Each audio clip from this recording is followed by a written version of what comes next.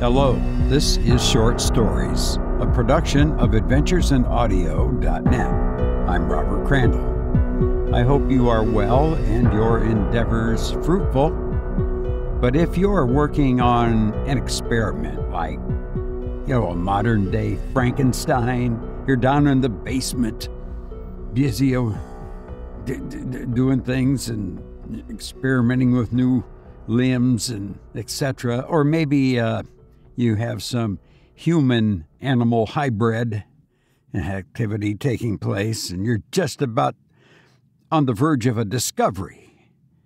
Well, it's a discovery that may destroy mankind.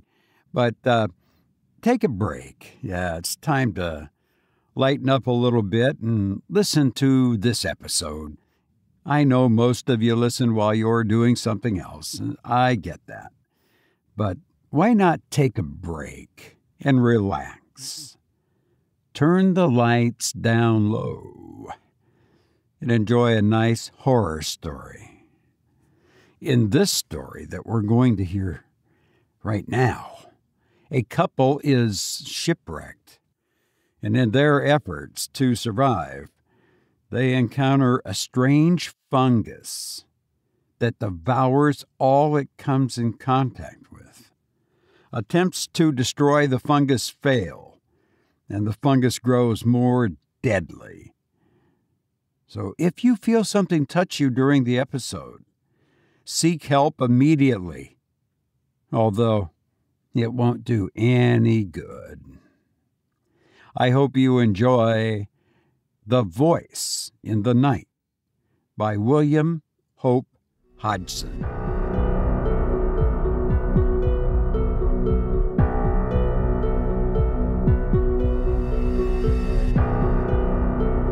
It was a dark, starless night. We were becalmed in the northern Pacific. Our exact position I do not know, for the sun had been hidden during the course of a weary, breathless week by a thin haze, which had seemed to float above us about the height of our mastheads, at whiles descending and shrouding the surrounding sea. With there being no wind, we had steadied the tiller, and I was the only man on deck. The crew, consisting of 2 men and a boy, were sleeping forward in their den, while Will, my friend and master of our little craft, was aft in his bunk on the port side of the little cabin. Suddenly, from out of the surrounding darkness, there came a hail. "Schooner, ahoy!" The cry was so unexpected that I gave no immediate answer because of my surprise. It came again, a voice curiously throaty and inhuman, calling from somewhere upon the dark sea away on our port broadside. "Schooner, ahoy!" "Hullo," I sung out, having gathered my wits somewhat. "What are you? What do you want?"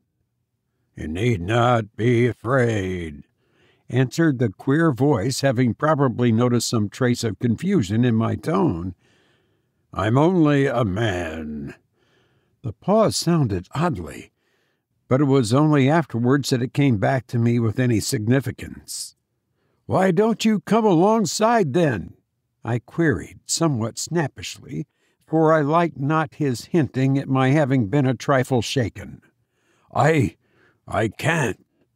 It wouldn't be safe. The voice broke off, and there was silence. "What do you mean?" I asked, growing more and more astonished. "Why not safe? Where are you?" I listened for a moment, but there came no answer, and then, a sudden indefinite suspicion of I know not what coming to me, I stepped swiftly to the binnacle and took out the lighted lamp. At the same time, I knocked on the deck with my heel to waken Will. Then I was back at the side, throwing the yellow funnel of light out into the silent immensity beyond our rail. As I did so, I heard a slight muffled cry, and then the sound of a splash as though someone had dipped oars abruptly. Yet I cannot say that I saw anything with certainty, save it seemed to me that With the first flash of the light, there had been something upon the waters, where now there was nothing. "Hello there!" I called. "What foolery is this?" But there came only the indistinct sounds of a boat being pulled away into the night. Then I heard Will's voice from the direction of the after scuttle. "What's up, George?" "Come here, Will," I said. "What is it?" he asked, coming across the deck. I told him the queer thing which had happened. He put several questions, and then after a moment's silence he raised his hands to his lips and hailed, "Boat, ahoy!" From a long distance away there came back to us a faint reply, and my companion repeated his call. Presently, after a short period of silence, there grew on our hearing the muffled sounds of oars, at which Will hailed again. This time there was a reply. "Put away the light." "I'm damned if I will," I muttered. But Will told me to do as the voice bade, and I shoved it down under the bulwarks. "Come nearer," he said, and the oar strokes continued. Then, when apparently some half-dozen fathoms distance, they ceased. "Come alongside," exclaimed Will. "There's nothing to be frightened of aboard here." "Promise that you will not show the light." "What's to do with you?" I burst out, "that you're so infernally afraid of the light?" "Because," began the voice and stopped short. "Because what?" I asked quickly. Will put his hand on my shoulder. "Shut up a minute, old man," he said in a low voice. "Let me tackle him." He leant more over the rail. "See here, mister," he said. "This is a pretty queer business, you coming upon us like this, right out in the middle of the blessed Pacific. How are we to know what sort of hanky-panky trick you're up to? You say there's only one of you. How are we to know unless we get a squint at you, eh? What's your objection to the light, anyway?" As he finished, I heard the noises of the oars again, and then the voice came, but now from a greater distance, and sounding extremely hopeless and pathetic. "I'm sorry.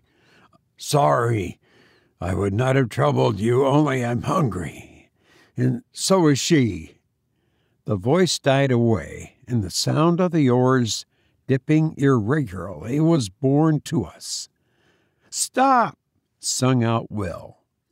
"I don't want to drive you away. Come back. We'll keep the light hidden if you don't like it." He turned to me. "It's a damn queer rig, this, but I think there's nothing to be afraid of." There was a question in his tone, and I replied, "No, I think the poor devil's been wrecked around here and gone crazy."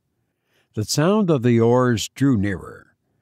"Shove that lamp back in the binnacle," said Will. Then he leaned over the rail and listened. I replaced the lamp and came back to his side. The dipping of the oars ceased some dozen yards distant. "Won't you come alongside now?" asked Will in an even voice. "I have had the lamp put back in the binnacle." I cannot," replied the voice. "I dare not come nearer. I dare not even pay you for the provisions." "That's all right," said Will, and hesitated. "You're welcome to as much grub as you can take." Again he hesitated. "You are very good," exclaimed the voice. "May God, who understands everything, reward you." It broke off huskily. The lady," said Will abruptly. "Is she—" "I have left her behind upon the island," came the voice. "What island?" I cut in. "I know not its name," returned the voice. "I would to God—" it began and checked itself as suddenly. "Could we not send a boat for her?" asked Will at this point. "No," said the voice with extraordinary emphasis. My God, no. There was a moment's pause. Then it added, in a tone which seemed a merited reproach, It was because of our want I ventured, because her agony tortured me. I am a forgetful brute, exclaimed Will. Just wait a minute, whoever you are, and I will bring you up something at once. In a couple of minutes he was back again, and his arms were full of various edibles. He paused at the rail. Can't you come alongside for them? He asked. No, I dare not, replied the voice, and it seemed to me that in its tones I detected a note of stifled craving, as though the owner hushed a mortal desire. It came to me in a flash that the poor old creature out there in the darkness was suffering for actual need of that which Will held in his arms, and yet, because of some unintelligible dread, refraining from dashing to the side of our little schooner and receiving it, and with the lightning-like conviction, there came the knowledge that the invisible was not mad, but sanely facing some intolerable horror. Damn it, Will, I said, full of many feelings over which predominated a vast sympathy. Get a box. We must float off the stuff to him in it. This we did, propelling it away from the vessel out into the darkness by means of a boat hook. In a minute a slight cry from the invisible came to us, and we knew that he had secured the box. A little later he called out a farewell to us, and so heartfelt a blessing that I'm sure we were the better for it. Then without more ado, we heard the ply of oars across the darkness.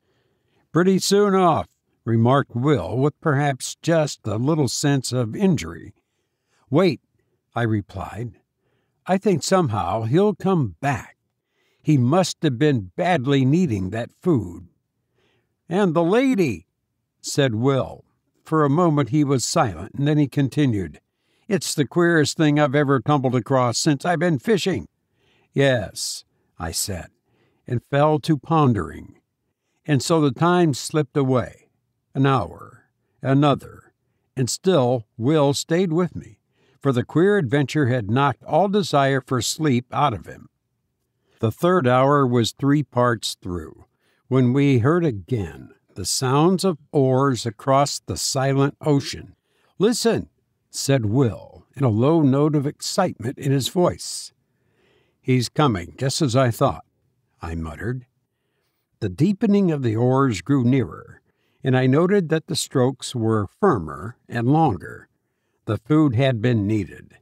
They came to a stop a little distance off the broadside, and the queer voice came again to us through the darkness. Schooner ahoy! That you? Asked Will. Yes, replied the voice. I left you suddenly, but there was great need. The lady? Questioned Will. The lady is grateful now on earth.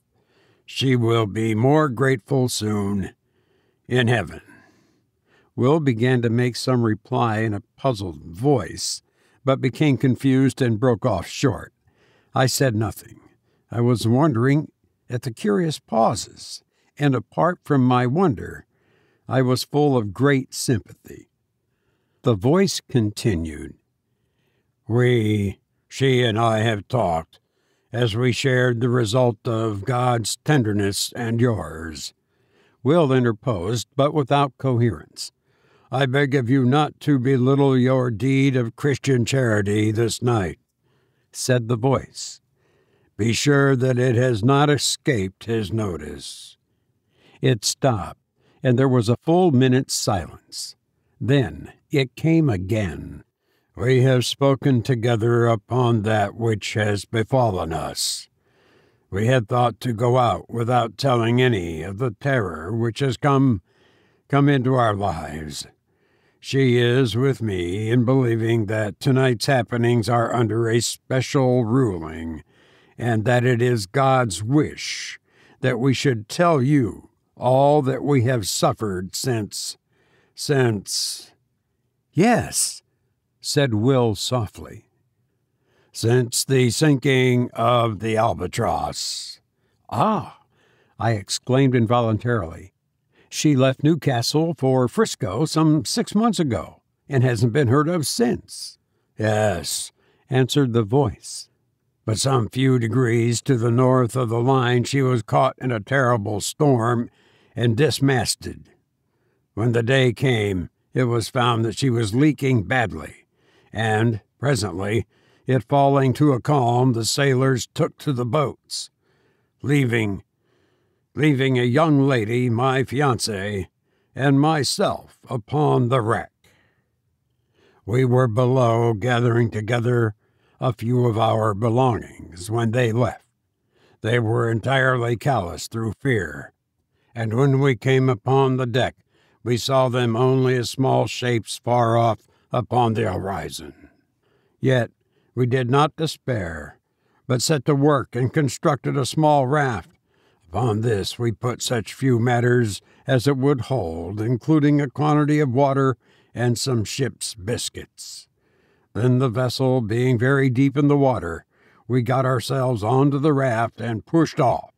It was later when I discovered that we seemed to be in the way of some tide or current, which bore us from the ship at an angle, so that in the course of 3 hours, by my watch, her hull became invisible to our sight, and her broken mast remaining in view for a somewhat longer period.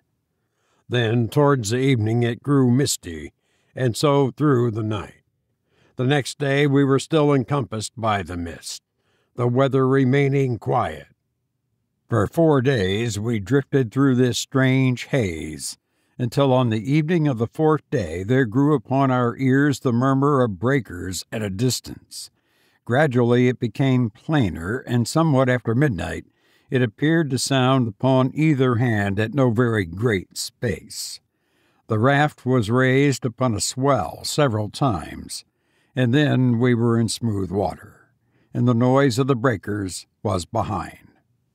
When the morning came, we found that we were in sort of a great lagoon, but of this we noticed little at the time, for close before us, through the enshrouding mist, loomed the hull of a large sailing vessel. With one accord we fell upon our knees and thanked God, for we thought here was an end to our perils. We had much to learn. The raft drew nearer to the ship, and we shouted on them to take us aboard, but none answered. Presently the raft touched against the side of the vessel, and seeing a rope hanging downwards, I seized it and began to climb. Yet I had much ado to make my way up because of a kind of gray, lichenous fungus which had seized upon the rope and which had blotched the side of the ship lividly. I reached the rail and clambered over it, onto the deck. Here I saw the decks were covered in great patches with gray masses, some of them rising into nodules several feet in height. But at the time I thought less of the matter than of the possibility of there being people aboard the ship. I shouted, but none answered. Then I went to the door below the poop deck. I opened it and peered in. There was a great smell of staleness, so that I knew in a moment that nothing was living within, and with the knowledge I shut the door quickly, for I felt suddenly lonely. I went back to the side where I had scrambled up. My sweetheart was still sitting quietly upon the raft. Seeing me look down, she called up to know whether there were any aboard of the ship.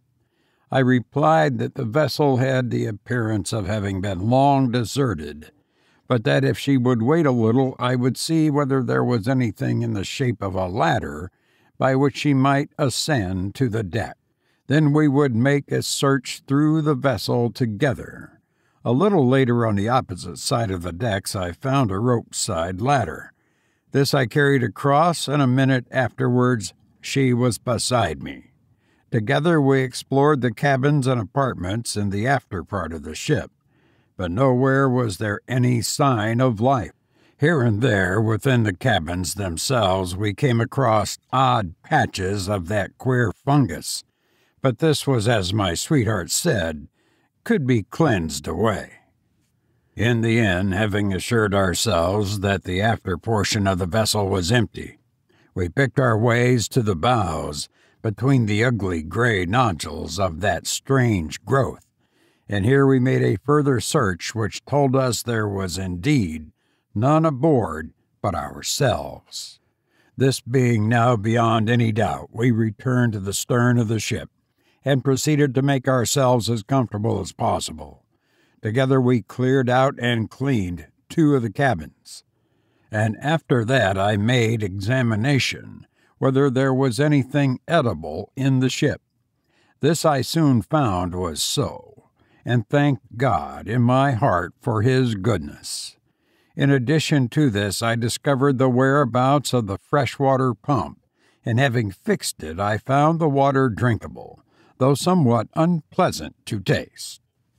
For several days we stayed aboard the ship without attempting to get to shore. We were busily engaged in making the place habitable. Yet even thus early we became aware that our lot was even less to be desired than might have been imagined. For though as a first step we scraped away the odd patches of growth that studded the floors and walls of the cabins and saloon, yet they returned almost to their original size within the space of 24 hours, which not only discouraged us, but gave us a feeling of vague unease. Still we would not admit ourselves beaten, so set to work afresh, and not only scraped away the fungus, but soaked the places where it had been with carbolic, a canful of which I had found in the pantry. Yet by the end of the week the growth had returned in full strength, and in addition, it had spread to other places as though our touching it had allowed germs from it to travel elsewhere. On the 7th morning, my sweetheart woke to find a small patch of it growing on her pillow, close to her face. At that time she came to me as soon as she could get her garments upon her. I was in the galley at the time lighting the fire for breakfast. "Come here, John," she said, and led me aft. When I saw the thing upon her pillow, I shuddered, and then and there we agreed to go right out of the ship and see whether we could not fare to make ourselves more comfortable ashore. Hurriedly we gathered together our few belongings, and even among these I found that the fungus had been at work, for one of her shawls had a little lump of it growing near one edge. I threw the whole thing over the side, without saying anything to her. The raft was still alongside, but it was too clumsy to guide, and I lowered down a small boat that hung across the stern, and in this we made our way to the shore. Yet as we drew near to it, I became gradually aware that here the vile fungus which had driven us from the ship was growing riot. In places it rose into horrible, fantastic mounds, which seemed almost to quiver as with a quiet life when the wind blew across them. Here and there it took on the forms of vast fingers, and in others it just spread out flat and smooth and treacherous. Odd places it appeared as grotesque, stunted trees, seemingly extraordinarily kinked and gnarled, the whole quaking vilely at times. At first it seemed to us that there was no single portion of the surrounding shore which was not hidden beneath the masses of the hideous lichen. Yet in this I found we were mistaken, for somewhat later, coasting along the shore at a little distance, we descried a smooth white patch of what appeared to be fine sand, and there we landed. It was not sand. What it was I do not know. All that I have observed is that upon it the fungus will not grow, while everywhere else save where the sand-like earth wanders oddly pathwise. Amid the gray desolation of the lichen, there is nothing but the loathsome grayness. It is difficult to make you understand how cheered we were to find one place that was absolutely free from the growth, and here we deposited our belongings. Then we went back to the ship for such things as it seemed to us we should need. Among other matters, I managed to bring ashore with me one of the ship's sails, with which I constructed 2 small tents, which, though exceedingly rough shape, served the purpose for which they were intended. In these we lived and stored our various necessities, and thus, for a matter of some 4 weeks, all went smoothly and without particular unhappiness. Indeed, I may say, with much of happiness, for we were together. It was on the thumb of her right hand that the growth first showed. It was only a small circular spot, much like a gray mole. My God, how the fear leapt to my heart when she showed me the place. We cleansed it between us, washing it with garbolic and water. In the morning of the following day she showed her hand to me again. The gray, warty thing had returned. For a little while we looked at one another in silence. Then, still wordless, we started again to remove it. In the midst of the operation she spoke suddenly. "What's that on the side of your face, dear?" Her voice was sharp with anxiety. I put my hand up to feel. "There, under the hair by your ear. A little to the front a bit." My finger rested upon the place, and then I knew. "Let us get your thumb done first," I said. And she submitted, only because she was afraid to touch me until I was cleansed. I finished washing and disinfecting her thumb, and then she turned to my face. After it was finished, we sat together and talked a while of many things, for there had come into our lives sudden, very terrible thoughts. We were all at once afraid of something worse than death. We spoke of loading the boat with provisions and water and making our way out onto the sea. Yet we were helpless, for many causes, and the growth had attacked us already. We decided to stay. God would do with us what was His will. We would wait. A month, 2 months, 3 months passed, and the places grew somewhat, and there had come others. Yet we fought so strenuously with fear that its headway was but slow, comparatively speaking.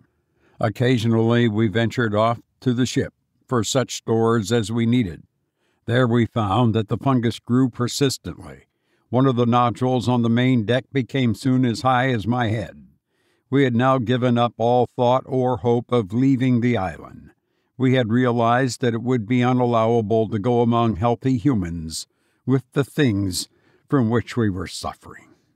With this determination and knowledge in our minds, we knew that we should have to husband our food and water, for we did not know at that time, but that we should possibly live for many years.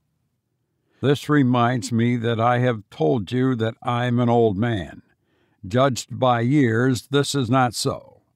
But, he broke off, then continued somewhat abruptly.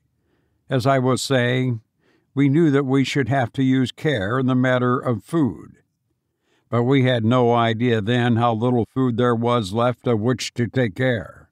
It was a week later that I made the discovery that all the other bread tanks, which I had supposed full, were empty, and that beyond odd tins of vegetables and meat and some other matters, we had nothing on which to depend but the bread in the tank which I had already opened.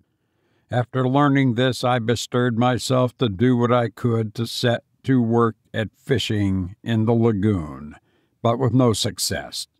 At this I was somewhat inclined to feel desperate until the thought came to me to try outside the lagoon in the open sea. Here at times I caught odd fish, but so infrequently that they proved of little help in keeping us from the hunger which threatened. It seemed to me that our deaths were likely to come by hunger, and not by the growth of the thing which had seized upon our bodies. We were in this state of mind when the 4th month wore out, when I made a very horrible discovery. One morning, a little before midday, I came from the ship with a portion of biscuits which were left. In the mouth of her tent, I saw my sweetheart sitting, eating something. "What is it, my dear?" I called out as I leapt ashore. Yet on hearing my voice, she seemed confused, and turning slyly threw something towards the edge of the little clearing. It fell short, and a vague suspicion having risen within me, I walked across and picked it up. It was a piece of the gray fungus. As I went to her with it in my hand, she turned deadly pale, then rose red. I felt strangely dazed and frightened. My dear," I said, and could say no more. Yet at words she broke down and cried bitterly. Gradually, as she calmed, I got from her the news that she had tried it the preceding day and liked it. I got her to promise on her knees not to touch it again, however great our hunger. After she had promised, she told me that the desire for it had come suddenly, and that until the moment of the desire, she had experienced nothing towards it but the most extreme repulsion. Later in the day, feeling strangely restless and much shaken with the thing which I had discovered, I made my way along one of the twisted paths formed by the white sand-like substance which led among the fungoid growth. I had once before ventured along there, but not to any great distance. This time, being involved in perplexing thought, I went much further than hitherto. Suddenly I was called to myself by a queer, hoarse sound on my left. Turning quickly, I saw that there was movement among the extraordinarily shaped mass of fungus close to my elbow. It was swaying uneasily, as though it possessed life of its own. Abruptly, as I stared, the thought came to me that the thing had a grotesque resemblance to the figure of a distorted human creature. Even as the fancy flashed into my brain, there was a slight sickening noise of tearing, and I saw that one of the branch-like arms was detaching itself from the surrounding gray masses and coming towards me. The head of the thing, a shapeless gray ball, inclined in my direction. I stood stupidly, and the vile arm brushed across my face. I gave out a frightened cry and ran back a few paces. There was a sweetish taste upon my lips where the thing had touched me. I licked them and was immediately filled with an inhuman desire.